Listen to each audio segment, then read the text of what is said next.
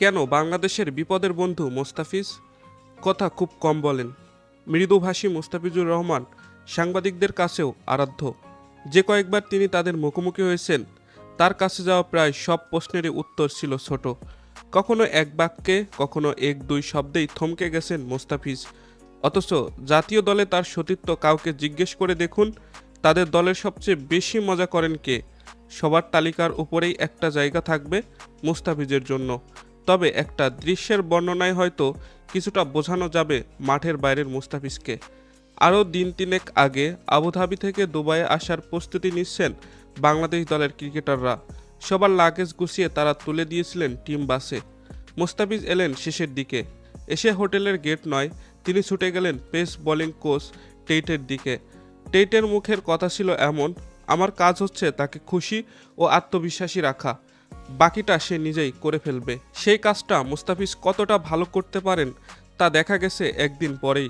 গতকাল রাতে দুবাইয়ে এশিয়া কাপের সুপার ফোরের ম্যাচে তাসকিন আহমেদ শ্রীলঙ্কার পাওয়ার প্লেতে একটা উইকেট নিতে পেরেছিলেন বটে, কিন্তু 6 ওভারে শ্রীলঙ্কা তুলে ফেলেছিলেন 53 রান। তখন দল চাপে। অধিনায়ক লিটন দাস বোলিংয়ে নিয়ে আসেন মুস্তাফিজকে। 3 রান দিয়ে ওভারটা তিনি শেষ করেন। পরের ওভারে এসে মেহেদী তুলে নেন পাওয়ার প্লে জুড়ে আক্রমণাত্মক থাকা কুশল মেন্ডিসের উইকেট। 1 ওভার পর আবার হাজির মুস্তাফিজ। প্রথম বলে ক্যাচ ছাড়লেন হৃদয়, তবে বলটাতে রান আউট হলেন আসালাঙ্কা। চতুর্থটিতে ক্যাচ দিলেন কামিন্দো মেন্দিস, শেষটিতে ওয়ানিন্দো হাসারাঙ্গা। আবার ত্রাতা মুস্তাফিজ। শ্রীলঙ্কা 20 ওভারে 168 রান তুললেও 4 ওভারে মুস্তাফিজ 20 রান দিয়ে পেলেন 3 উইকেট। বাংলাদেশের ক্রিকেটারদের মধ্যে সবচেয়ে বেশি টি-20 জয়ের সাক্ষীও মুস্তাফিজ। বাংলাদেশে শুধু মুস্তাফিজের জন্যই জেতেনি, তবে তাকে ছাড়া খেলা এবছর 8টি টি-20 সবগুলোতে হেরেছে বাংলাদেশ। মুস্তাফিজের খেলা 11টি টি-20 যে একটি হার, তাও এবারের এই এশিয়া কাপেই শ্রীলঙ্কার বিপক্ষে। সুপার ফোরে এসে সেই শ্রীলঙ্কাকে হারানোর জয়ের নায়ক হয়েছেন সাইফ হাসান। তবে সেই পথটা গড়ে দিতে মুস্তাফিজও ইট বালু দিয়েছেন ঠিকঠাক।